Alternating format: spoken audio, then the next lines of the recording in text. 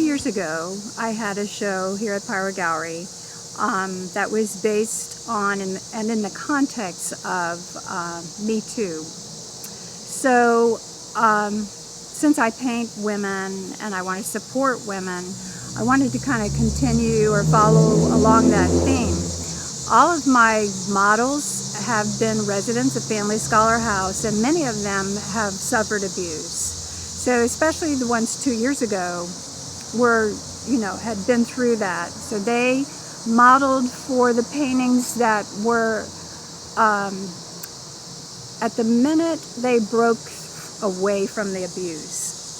So it was difficult to paint paintings that maybe showed parts of the abuse but breaking away. So this time I wanted to show something different as far as women, as far as the beauty of women, but the real resiliency, the forbearance, the strength, the empowerment, and the way that women are now, I think, uniting even more together to help each other. So that led to the title, Women Stronger Together.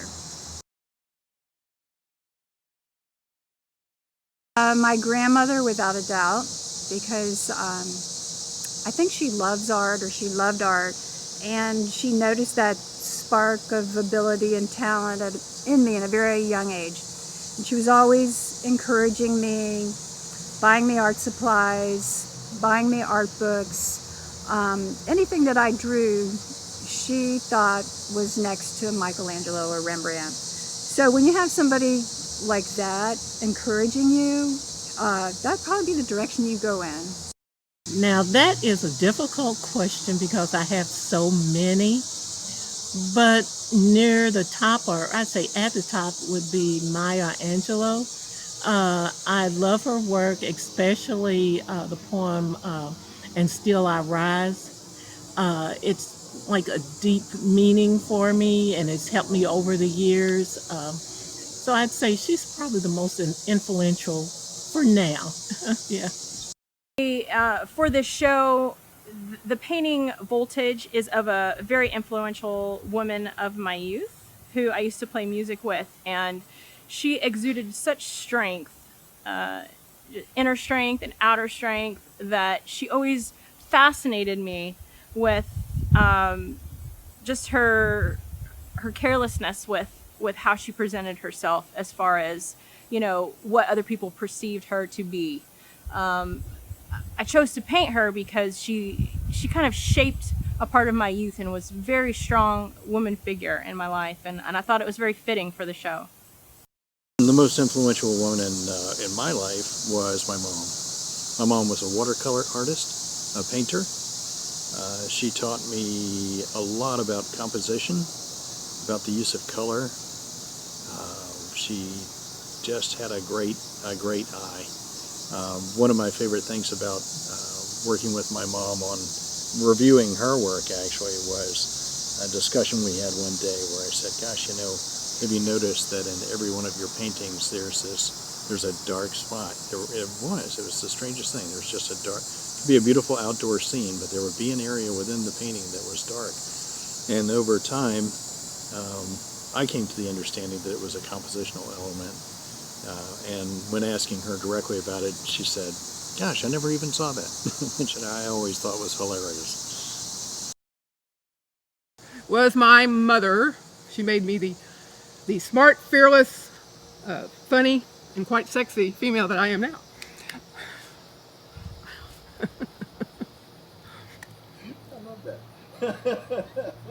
And how did she influence you as a sculptress? She didn't. No, she just supported me in it, but she did not. I'm not financial, but being there and going to shows with me helped me. She made all my table drapes for my tables and stuff for my displays, and so she did it that way.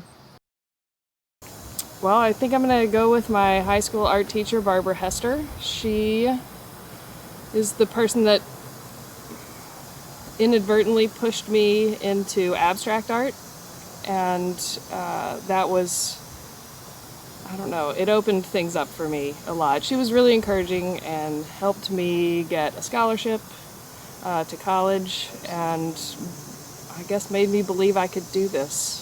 And I'm still doing it, so that was a long time ago.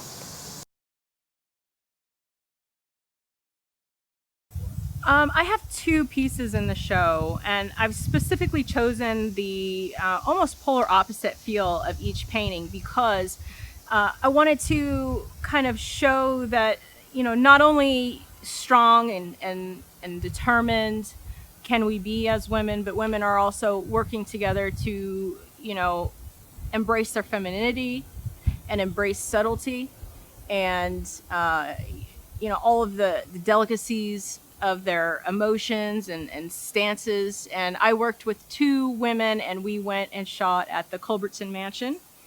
And the project was to explore the various lighting effects that happen within that historic home, which some are very interesting. The windows create very interesting shadows, and there's also a stained glass window in the home that at certain hours of the day create light shows throughout the house. So I have a series of paintings that really explore that, you know, the finer points of that light. But then I also wanted to show that not only can we be, you know, soft and fluid, we can also be strong and supportive of each other working together. So both of the paintings were really created within female, you know, working together, women-led, you know, groups. I had 3 of us there, women at the Culbertson Mansion, and then my experience with the lady playing guitar was I was in a music band with her. So yeah, it's, you know, I think both pieces kind of speak to the duality of femininity.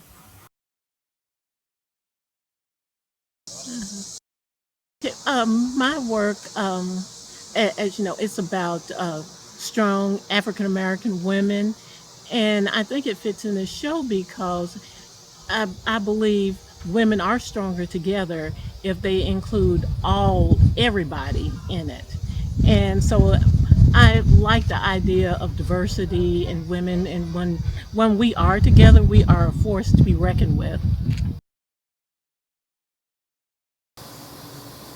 I went conceptual with this and thought through what makes women different from men and what links them together, and decided it has to do with cycles and the connection that they have to gravity and to the tides and to nature in general, and the fact that they're all going through this for this length of time really prepares women to kind of go with the flow, literally, and connects them to time in ways that I don't think men have.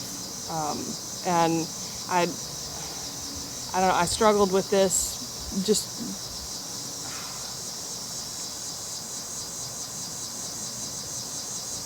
I guess I struggled with it because I don't feel like there really are that many differences between men and women. And I don't necessarily think of this separation or this connectedness, but it really made me think about how women are stronger together, literally.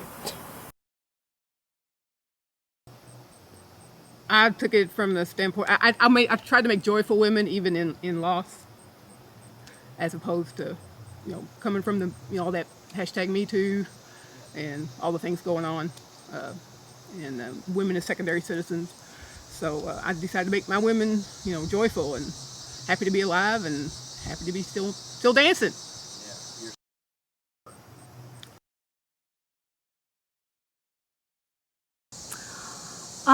I think the pandemic's been great because I like being quarantined in my studio. You know, I don't have a lot of excuses to leave and run out and do this errand and that errand, and those things tend to break up your day so you don't get a concentrated amount of time in the studio. So I'm very happy in my studio with the quiet, and studying and creating. I can't say I don't always get lonely, but I listen to books on tape while I'm painting. So that kind of breaks down that isolation or loneliness.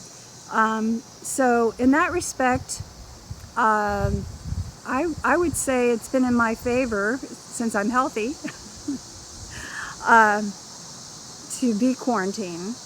And I also, one of my paintings in this show shows a woman kind of in a quarantined position, kind of boxed in. And if you look closely at that painting, you'll see a couple of masks in that box with her. So that was a direct, I guess, inspiration from the pandemic. Well, it's not really affecting my work other than I'm doing more of it. I mean, when you have to keep your butt at home, you know, that's what I'm doing, is working in the studio. When the shutdown first happened, I went to the studio to work and started cleaning up, and before I knew it, I had put everything away. I completely reset the studio. Everything. There was absolutely no artwork in process. It was like, and I didn't plan that. It just, I don't know, it just happened. I was just compelled to, I think somewhere internally I realized nothing was ever going to be the same. There was no reason to continue down whatever path I was on, because I didn't know what was going to happen now. And some of those pieces I have pulled back out and have finished, and it wasn't literally the end of the world, but it felt like I needed to really stop and be open to anything, because it changed everything. It has still changed everything. And I was really surprised I went back to color. That's not where I was. I was completely black and white at the time that it hit, and for whatever reason I needed color. I needed something a little, it's fairly limited color. They're limited palettes, I guess, but they also, I seem to have gone, it isn't just color, like some of the work that I was doing, some of the color work that I had been doing before. It's the internal stuff is very internal colors, and the water stuff is very watercolors. Actually, it's actually helped. I mean, I hate the idea of so many people getting ill and dying, but the seclusion, at least for artists, it's a way that we can, we have more studio time, being away from people.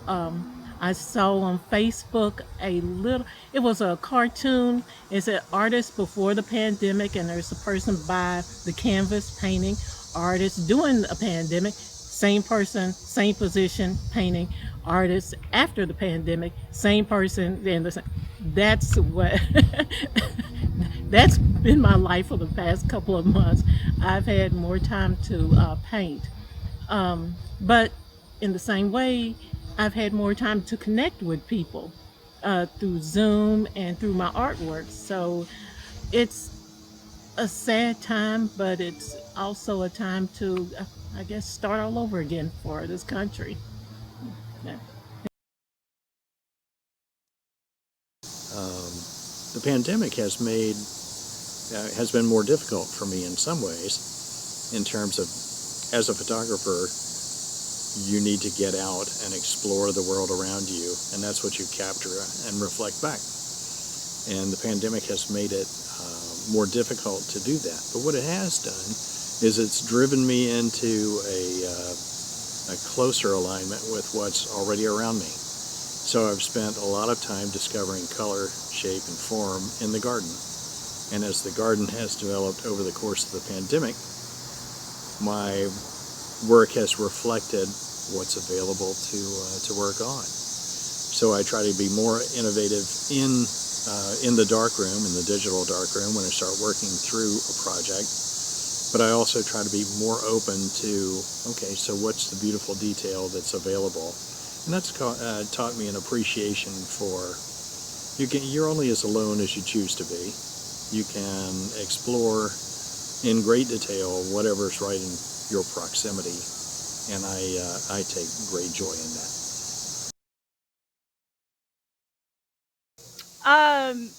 You know, it's really been kind of weird. I planned out the beginning of this year in a way that has really fit right aligned right with the lockdown. I had finished all my shoots that I was planning in late February. And I had finished all my promotional things that I had to do with others and that sort of thing in the winter. And in the, through February and March, I had gotten all of that, finalized for the whole year. So I really haven't had to do much except for stay in the studio and paint. And it's really been a nice time, really focusing in on what it is that I want to try and push myself with or excel at, just having that mental breathing space to really allow my brain to challenge itself on what it wants to do, So it's been good. I've really been enjoying it, and I'm coming up on a new project. I'm going to do more of the Culbertson Mansion project. I have a new painting that I'll be releasing from that shortly. And then I'm going to be embarking on something through the winter that I think is going to be really exciting. So I'll be starting to kind of do out studies and sketches for that throughout the fall. So yeah, so I got a lot going on, even though it's not really involving other people, it's still, pushing my practice.